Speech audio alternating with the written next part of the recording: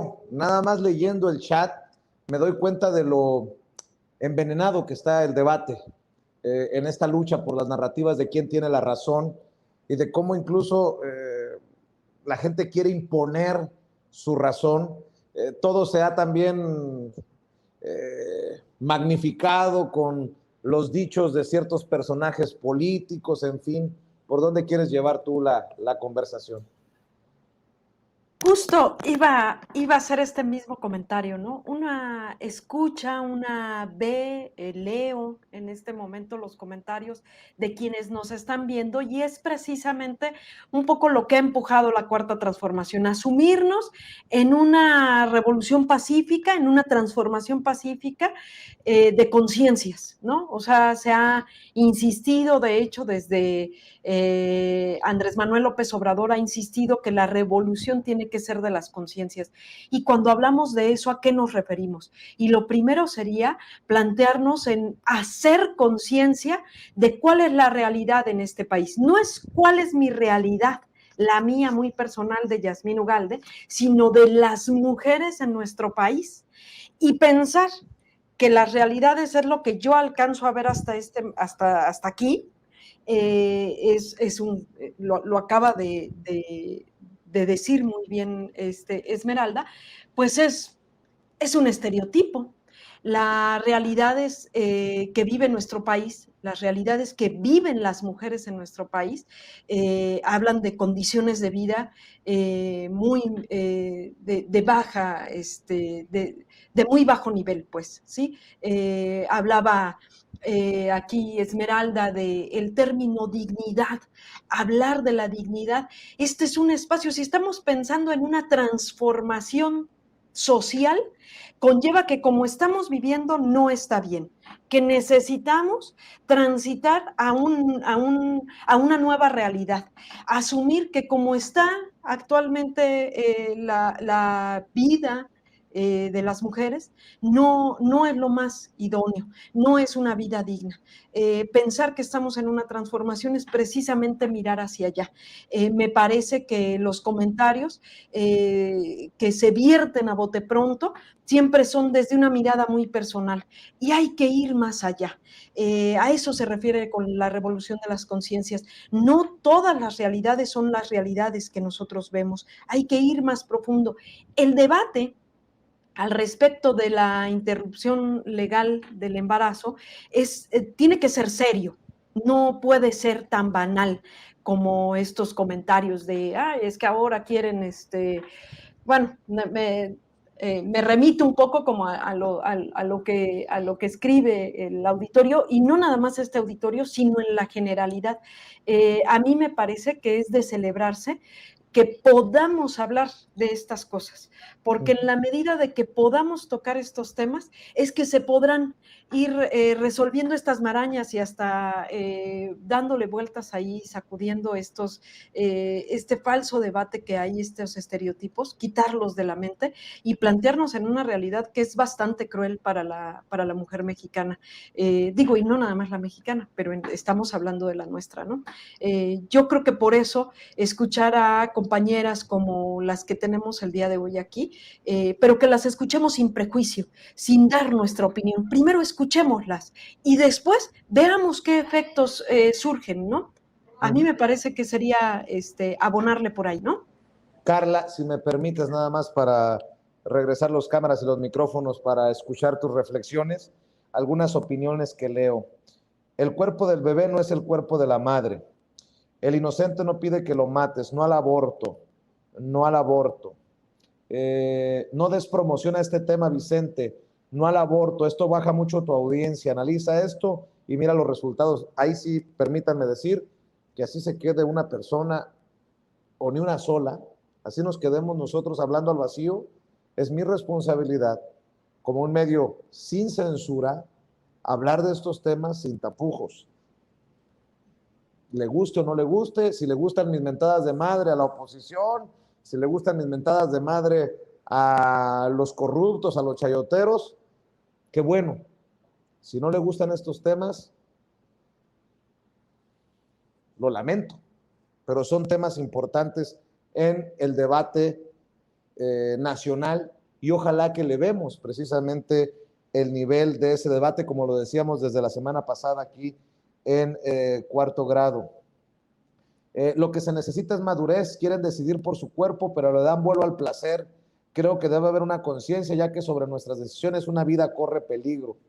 Un hombre tiene derecho a opinar sobre la vida del hijo por nacer. Qué bueno que tocan estos temas, excelente. No entiendo por qué las personas se incomodan con esta mesa de debate. Solo les importa el placer, pero no quieren ser responsables del bebé. Cuando la mujer quiere abortar es por la desilusión para con su pareja, él no quiere problemas, ella qué hará sola. La promiscuidad en hombres y mujeres está trayendo maldiciones al país y asimismo ya lo pagarán malandros, dice alguien en nuestro chat. Carla Moti. Bueno, sabemos que es un tema que polariza, que suele tener unas respuestas a veces muy, ¿cómo decirlo? Como viscerales. Lo que observamos en el chat, yo también estaba justo viéndolo, creo que pues es sintomático de lo que suele ocurrir en foros en donde se habla en favor de la despenalización del aborto. Ahora bien, sí, yo creo que todos tenemos derecho a tomar una postura, a tener una opinión, es parte, lo repito, de la democracia. Sin embargo, creo que sí es muy bueno como rastrear o, digamos, reflexionar sobre muchos elementos que hay detrás de esta oposición. Yo creo que si los feminismos han consensuado que el derecho de las mujeres a decidir sobre sus cuerpos es tan importante, es porque hay una carga también cultural de la maternidad que se ha convertido en parte del estereotipo de ser mujer. Y esta ha sido una carga centenaria que pues se ha impuesto a las mujeres y que además se le atribuyen una serie de cargas que se naturalizan, como el llamado instinto materno, o que el destino de toda mujer es ser madre, y digamos que puede que muchas mujeres se identifiquen con esta concepción y está excelente, pero hay quienes no. Y el problema es que pues las mujeres pasamos por muchas etapas en nuestras vidas y puede ser que en algún momento pues simplemente no, digamos, estamos en las condiciones, ya sean económicas, emocionales, de salud, y todas ellas son válidas porque la persona que se va a hacer cargo de ese proceso, tanto de gestación como de crianza, pues son ellas, son las mujeres. Si tengan o no tengan pareja, ese es otro tema. Y bueno, pues también hay una situación, ¿cómo decirlo? Que se repite mucho, que tiene que ver con el tabú de la sexualidad de las mujeres. Se suele decir que las mujeres que optan por el aborto, pues pudieron haber, digamos, simplemente prevenido esto, ya sea con métodos anticonceptivos o simplemente no teniendo relaciones sexuales. Esta es una carga que se asocia mucho con la visión de mujeres que se asume que si viven una vida sexual activa, plena y con disfrute y goce de su cuerpo y su placer, se les adjudica esta categoría de putas. Y eso es algo que no hemos logrado desterrar. Entonces, hay un resabio muy fuerte de esta noción en ideas como esta, en pensar que las mujeres que abortan, pues toman esta decisión porque son irresponsables o simplemente por cosas como que suelen decirse mucho, que para qué abren las patas, que por ahí estaba diciendo que primero quieren placer pero no quieren hacerse responsables. Y bueno, pues la sexualidad es una faceta de la vida de todas las personas que la podemos vivir en libertad. Y bueno, el hecho de optar por un aborto puede tener muchísimas razones. Lo que se apela con la despenalización es que todas ellas se consideren válidas. Sabemos que ya existe en nuestro país diferentes causales y que en cada estado se respetan, digamos, ciertas causales, como la violación, el peligro de muerte para la madre, y el caso de que solamente la mujer lo decida sin que haya una explicación de por medio. Son estos 4 estados que en nuestro país afortunadamente ya tienen, digamos, garantizados en todas las causales el aborto en un periodo de tiempo que va entre las 12 y las 14 semanas. Y bueno, pues yo también, sobre todo, quisiera decir que a mí me ha dado a veces como mucha, a veces nos enoja, escuchamos este tipo de argumentos y suenan incluso como un ataque, parece como una carga moral que se impone no solamente entre las mujeres que optan por interrumpir sus embarazos, sino entre quienes estamos en favor de la despenalización. Hay una serie de categorizaciones tradicionalistas, estigmatizantes hacia las mujeres, que estamos, digamos, en este reconocimiento de este derecho, y yo muchas veces he pensado, es que son posturas irreconciliables. Me da la impresión de que es algo que no puede cambiar, porque muchas veces se basa en un pensamiento de corte religioso. Y eso está muy bien, todas las personas pueden decidir, por ejemplo, que eso va contra sus principios, y está excelente, porque libremente pueden decidir no optar por interrumpir sus embarazos. Sin embargo, eso no se puede obligar a todas las mujeres. Y yo en esta desesperación a veces de ya no saber de qué forma contestar, yo siempre he pensado, bueno, ¿y cómo le vamos a hacer para que podamos cambiar esta mentalidad tradicionalista, que juzga, que estigmatiza? Y bueno, a nivel pues individual, yo siempre he pensado que los encontronazos entre las dos posturas ayudan muy poco, porque digamos, se van como fortaleciendo ambas, y el encontronazo se vuelve muy fuerte, y entonces se radicalizan ambas posturas y vemos cosas ya como muy agresivas. Yo pienso que debe ser un debate mucho más de comprender la postura de los demás, de decir que bueno, el tema es que estamos garantizando un Estado laico para que las mujeres que decidan hacerlo puedan hacerlo, y las que no, pues no, de eso se trata, ¿no? Y bueno, pues yo sí creo que es necesario seguirlo debatiendo, trabajar conjuntamente por esta transformación de las conciencias. Y aunque a muchas feministas no les gusta la idea, yo, cuando el presidente Andrés Manuel López Obrador propuso el tema de poner este tema a consulta, siendo un tema tan polémico, yo pensé, pues es que es una gran oportunidad para debatir socialmente, para que se confronten de forma, pues con argumentos y con disposición por parte de ambas posturas, y yo creo que podría ser un proceso democrático muy fructífero.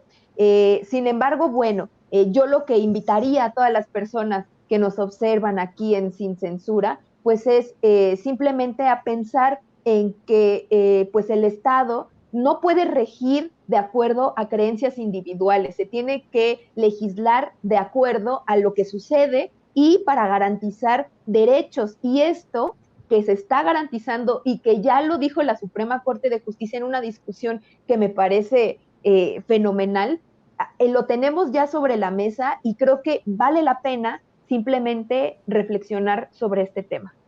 Laida, ¿de aquí para dónde? Algo que habría que tener en cuenta, pues es que también esta lucha pues no es nueva, porque es cierto que últimamente pues ha tenido mucha relevancia, y en ese sentido pues vamos a recordar pues Argentina, ¿no? Desde 2017 pues viene ahí el tema, entonces también es importante como ver cómo se ha venido desarrollando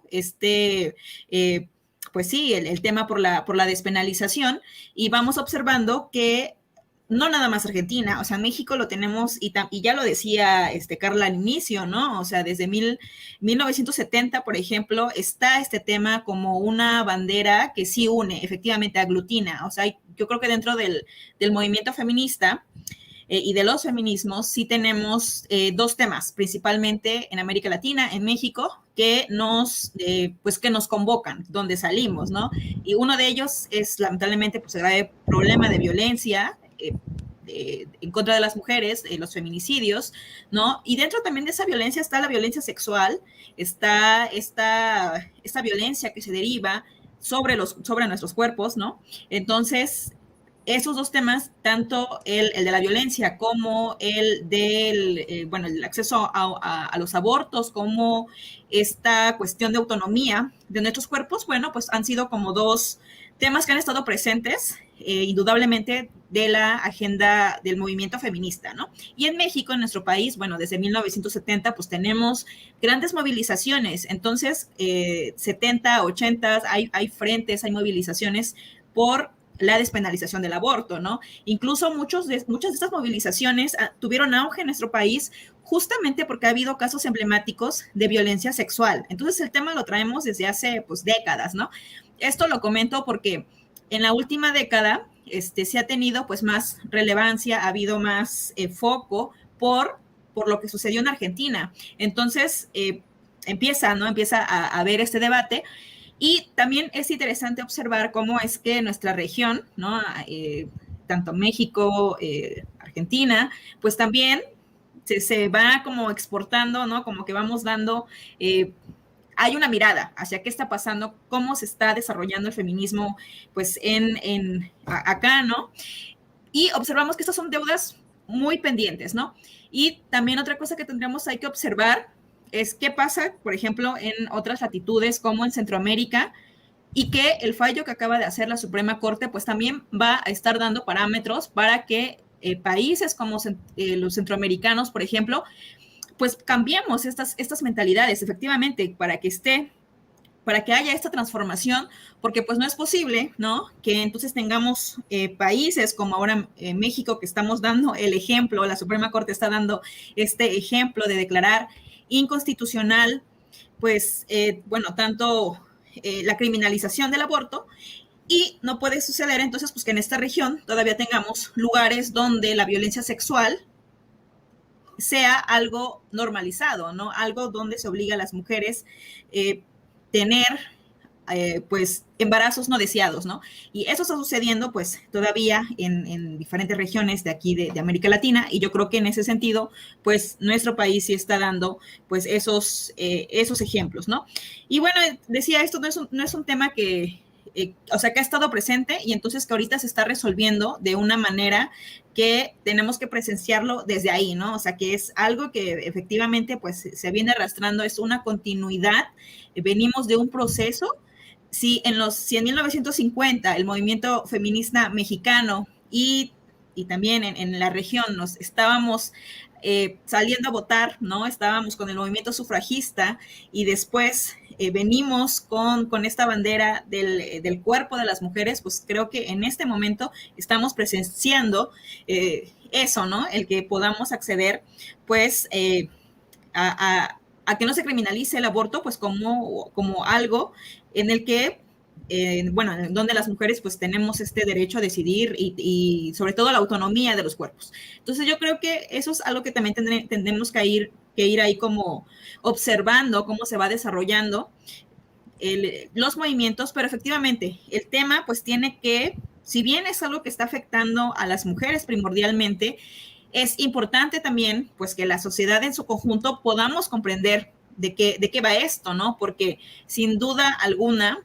sabemos que hoy en día pues tenemos en esta sociedad pues hay múltiples desigualdades, pero en estas desigualdades pues es innegable, bueno, que las mujeres hemos estado pues en mayor desventaja, ¿no? Y hay como una serie de cosas que por eso se crean ese tipo de políticas públicas, hay derechos de las mujeres, ¿por qué? Porque queremos tener pues una igualdad sustantiva, ¿no?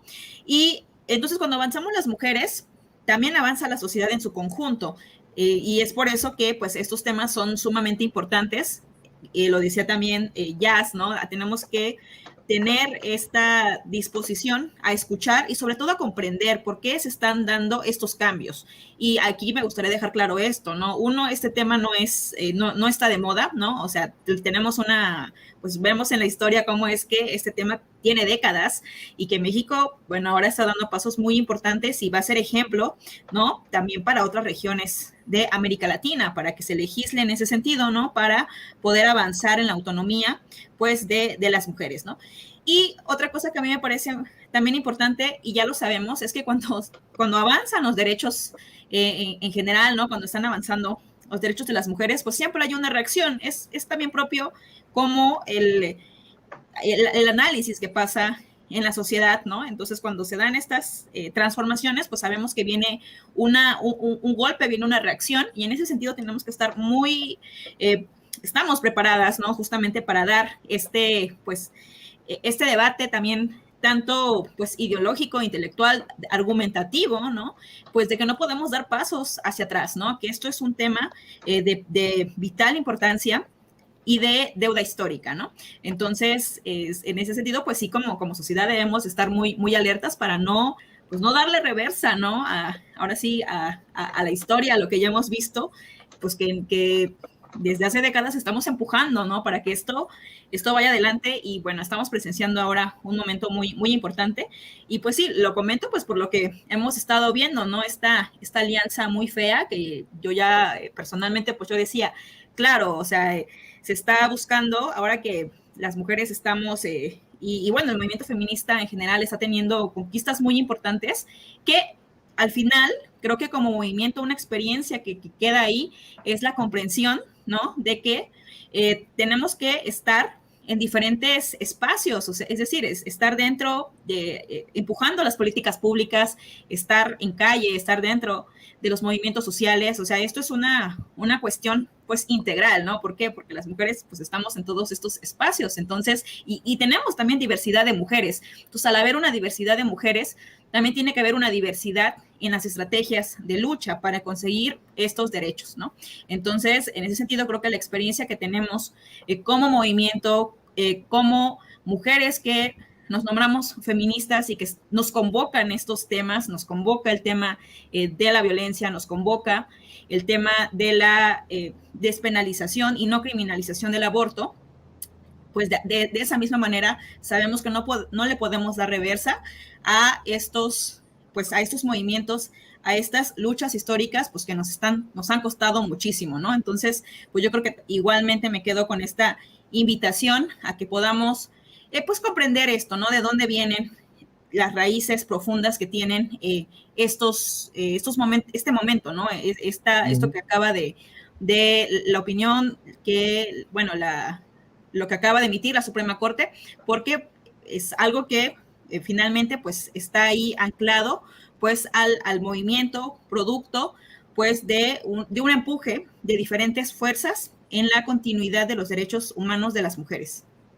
Esmeralda, he advertido una radicalización importante, sobre todo después de esta opinión, de esta decisión unánime, por cierto, de los ministros de la Suprema Corte de Justicia de la Nación.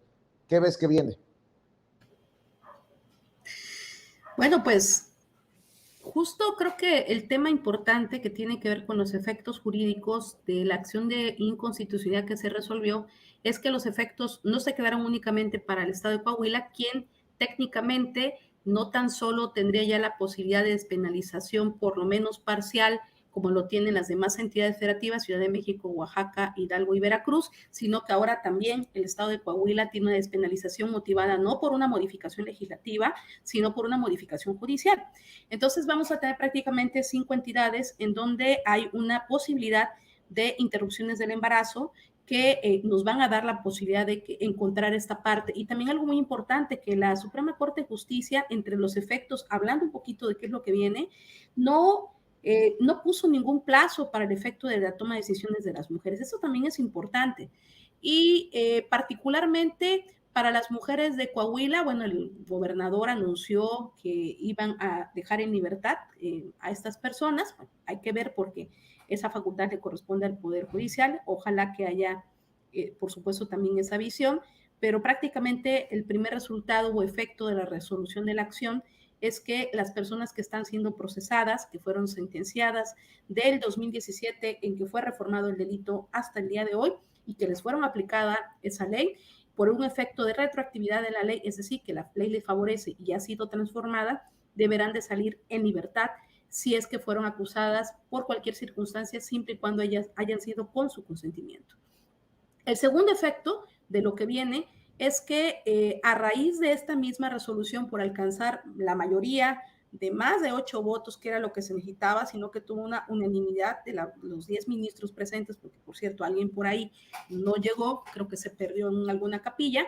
Finalmente lo que se generó es que en cualquier entidad federativa, en absolutamente cualquier entidad federativa, las mujeres en donde tienen, por ejemplo, marcos jurídicos muy restrictivos, estoy pensando, y siempre lo comento porque es la realidad, Guanajuato y concretamente Querétaro son los que tienen los tipos penales del aborto, híjole, así sumamente restrictivos. Las mujeres en entidades, en general en todas las demás entidades, pero pongo como ejemplo estos lugares, van a poder acudir a los beneficios del precedente que fue emitido por la Suprema Corte de Justicia y lo podrán hacer a través de la solicitud de un amparo.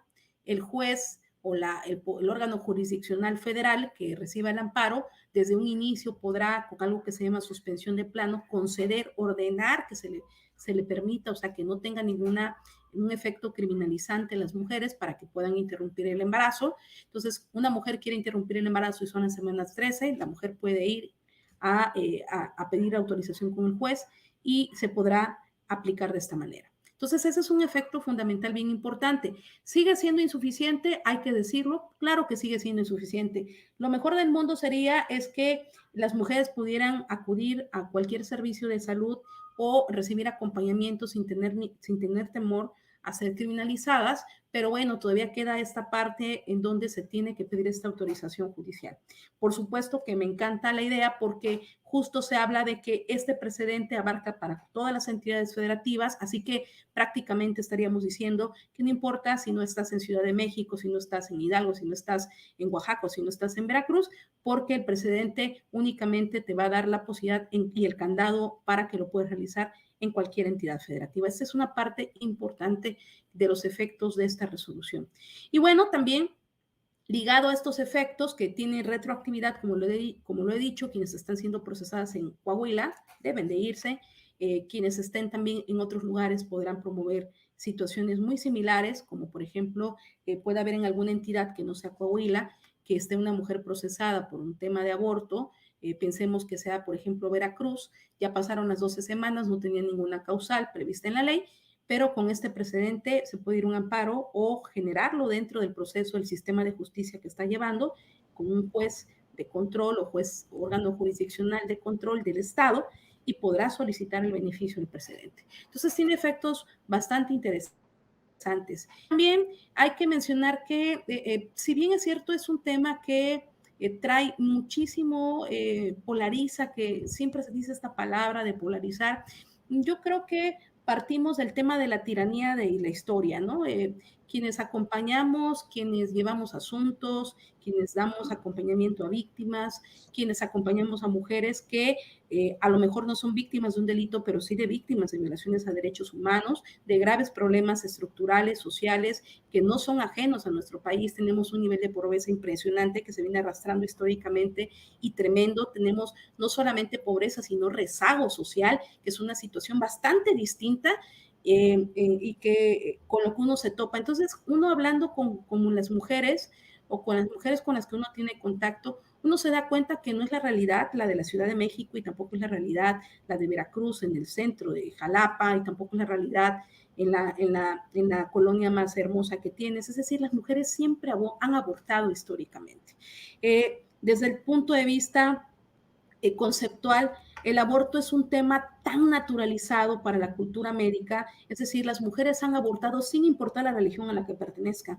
Decía Jackie, y recordaba muy bien que esta lucha viene desde la década de los 70 para México, pero en otras latitudes viene de mucho antes, y lo que vamos a encontrar es que en 1970 estaba mi mamá a lo mejor luchando, y estaba a lo mejor antes de ella otra persona, ¿no? Pero todo esto, lo que quiero llegar es que el tema del aborto es algo real.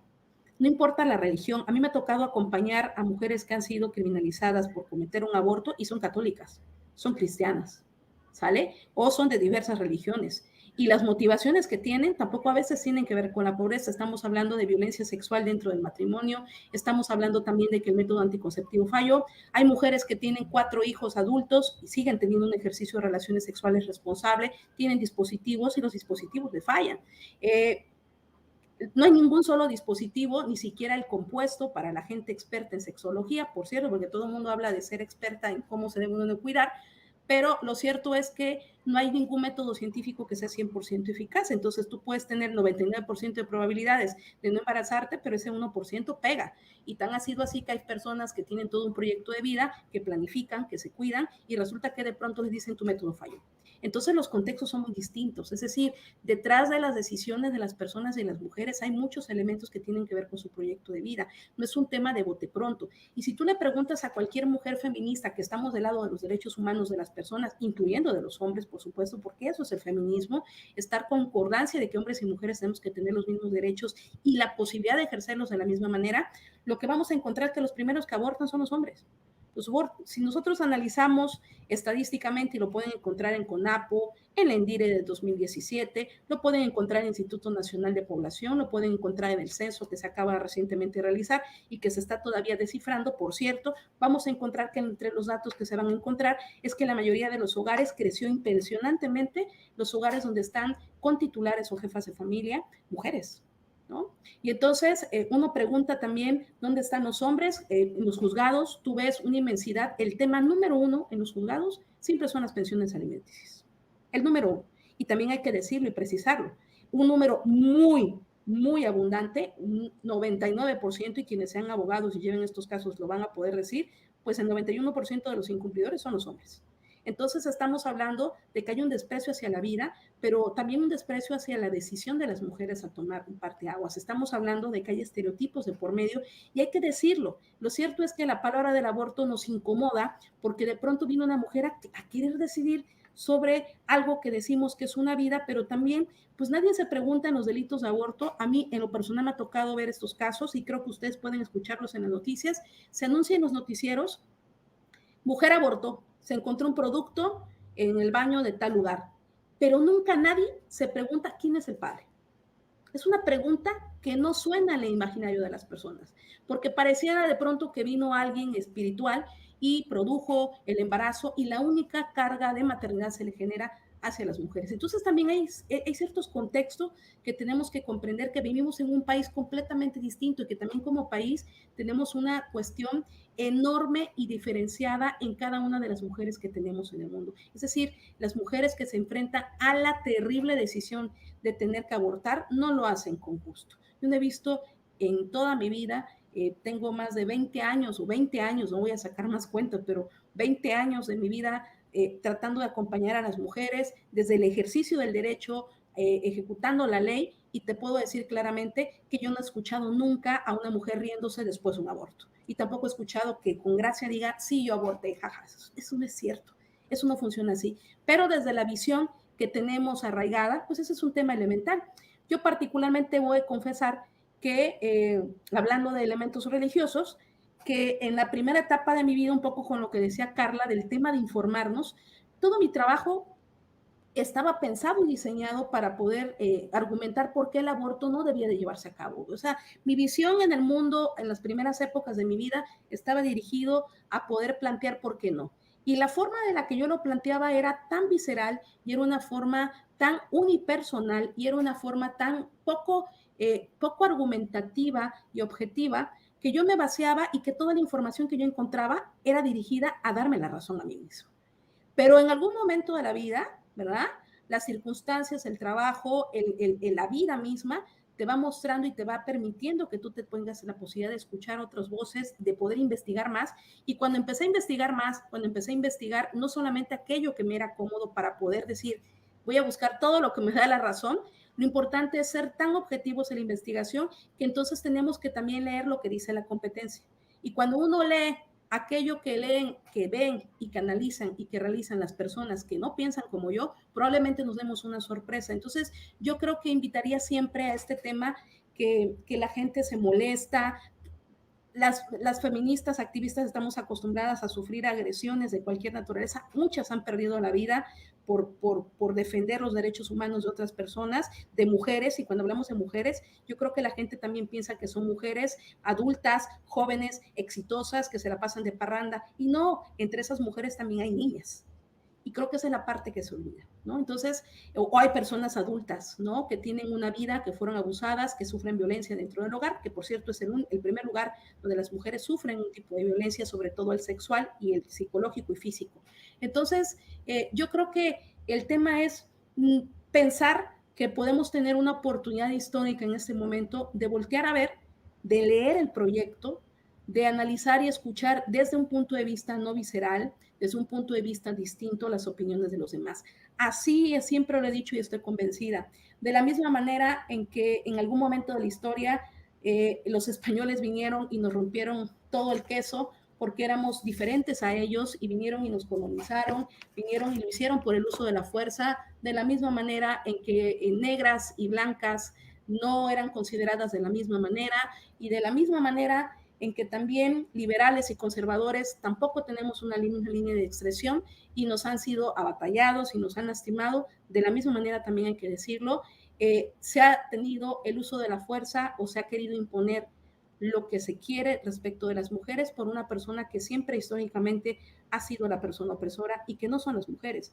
El papel de las mujeres en la historia, desde el punto de vista sociológico, cultural, histórico, médico, tendríamos que analizar desde un contexto y mirar a la perspectiva de género, y nos vamos a dar cuenta que ha habido solamente una persona opresora del propio género y por supuesto también del otro género, pero también el único opresor de la vida, regularmente las estadísticas lo dicen, pues no son las mujeres. Entonces, si buscamos en las líneas de homicidio, secuestros y robos, yo creo que entonces mejor empecemos a partir de la idea de que no se trata de que genéticamente las mujeres que en automático no quieren ser madres son las villanas de la historia. Creo que hay que ir más allá y profundizar también sobre la otra parte, de aquel lado, las personas que ya naciendo nos hacen responsables de los hijos o de las hijas, o las personas, por ejemplo, para las que es muy cómodo decir, pues tú tenla, te forzamos a que seas mamá y después las das en adopción. Pues sí, eso es una mirada muy cómoda desde alguien que no tiene que cargar con la constancia de una cuestión que no le corresponde, que no deseó, que no planeó y que no fue necesariamente por ser irresponsable. Entonces, estos son elementos que yo creo que se deben de conjugar y que, por cierto, lo que estoy diciendo, de una u otra manera, fue resuelto en el proyecto de la acción de inconstitucionalidad resuelta, y que lo pueden encontrar porque se hizo un análisis desde la perspectiva de género para poder llegar a estos comentarios que estoy diciendo. Entonces hay que ser objetivos, y si no podemos hacerlo, entonces nos podemos quedar por supuesto con nuestra propia opinión, que eso es completa y absolutamente válido, pero lo que no se puede es que yo, Esmeralda, forzosamente quiera que quien me esté escuchando no esté de acuerdo conmigo, lo entienda, y como no me entiende, entonces yo lo ofenda, la agreda o hable mal de esa persona o amenace o atente contra su vida. Esa es la parte que no se puede. Yo, mis respetos para la gente que piensa distinto, lo que yo les puedo decir es que en el tema de derechos humanos no hay consultas, son las cosas como son. Por ahí me quedo. Precisamente, Esmeralda, ¿en dónde te pueden buscar en redes sociales? ¿En dónde te pueden seguir? ¿Cómo te apoyan? Muchas gracias, Vicente. Bueno, yo estoy en Twitter, no sé cómo se dice, pues no soy muy buena en las redes, pero @LexRevoluciones, y en Facebook mi nombre completo, Esmeralda Lexiur Ferreira. Muchísimas gracias. Muy bien, muchas gracias. Laida, ¿cómo la encuentran a usted? Sí, pues me pueden encontrar en Twitter, ahí estoy como @Jackie_Esba, y bueno, también, bueno, ahí principalmente ahí ando advirtiendo todas esas opiniones. Claro que sí. Carla Mote, ¿en dónde te apoyan a ti? También en Twitter, @CarlaMote, Carla con K, Mote con doble T, y aprovecho para invitarles a leer el periódico feminista La Regeneración. Claro que sí. Yasmín Ugalde, debo de admitir que para el conductor de este espacio resulta complicado quedarse con muchas opiniones, pero me llama mucho la atención, estaba poniendo la atención a cosas que normalmente no le pongo atención. Por ejemplo, los números. Me llama mucho la atención que la audiencia ha bajado considerablemente. No sé si por ese machismo que denunciamos, si sea falta de interés en el tema, no lo creo. No lo sé, me llamó mucho la atención. que la gente le saque la vuelta a los temas difíciles, que resulte todavía en nuestros días muy complicado oír la verdad de otros, que no es necesariamente la verdad de uno. No lo sé, pero quería dejarlo como mi aportación a esto, mi querida Yasmín Ugalde, para que tú cierres con la reflexión, como siempre lo haces aquí en Cuarto Grado. Claro que sí. Bueno, pues no es nada nuevo saber que estos temas lastiman, duelen, todo movimiento así ocurre. Es decir, estamos en esta transformación, insisto, que sabemos que hay que remover estas ideas.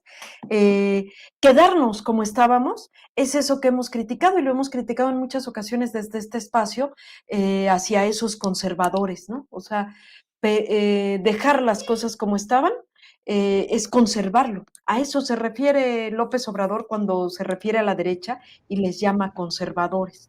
No podríamos quedarnos en esa posición cómoda, ¿no? Entonces, es incómodo, lógicamente, es parte de aceptar esta realidad.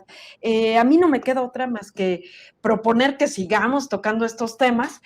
Podemos proponer ahora un tema precisamente que hable de masculinidades, tal vez para que haya un poco más de opiniones, pues, ¿no? Para que se vea que es una construcción y no solamente algo aislado aquí, como decía, creo que Jacqueline decía, no es una cuestión de moda, sino es un tema profundo. Yo invitaría a que desde el Instituto Nacional de Formación Política, en la Escuela Nacional de Formación Política, ustedes así la pueden buscar en sus buscadores, Escuela Nacional de Formación Política, tenemos ahí varios módulos, si bien sí de feminismo, también tenemos temas coyunturales como el que hemos tratado el día de hoy, con mesas de análisis. Decían por aquí en el chat, no fue un debate, no, porque normalmente lo que tenemos son mesas de análisis. No vamos a propiamente debatir, el debate se da allá afuera, el debate se da en casa, el debate se da en el día a día. Yo les invito en la Escuela Nacional de Formación Política tenemos módulos de feminismo, temas coyunturales como estos y también un módulo de masculinidades en transición, que también invitaría a que pudieran ahí echarle un ojo. Y agradecerte como siempre, Vicente. No, hombre, Yasmín no tiene nada que agradecer, al contrario, debería de ser un compromiso de los medios de comunicación abrir los espacios. Deberíamos de hablar, por ejemplo, un día de esta posibilidad de que tomen sus meses de paternidad los hombres, así como hay maternidad para las mujeres, el tema de la paternidad, que también lo decide la Suprema Corte de Justicia de la Nación. Creo que es un tema que va a dejar la víbora chillando, pero bueno, eso nos dará para otra oportunidad. Por lo pronto, amigas de Sin Censura, muchas gracias por acompañarnos y le duela a quien le duela, le pese a quien le pese, abordemos estos temas cuantas veces sea necesario, nos vean 1,000, 2,000, 5,000, 10,000 o los que quieran. Mi querida Carla, Esmeralda, Laida, Yasmín, muchas gracias por acompañarnos aquí en este espacio libre como el viento. Y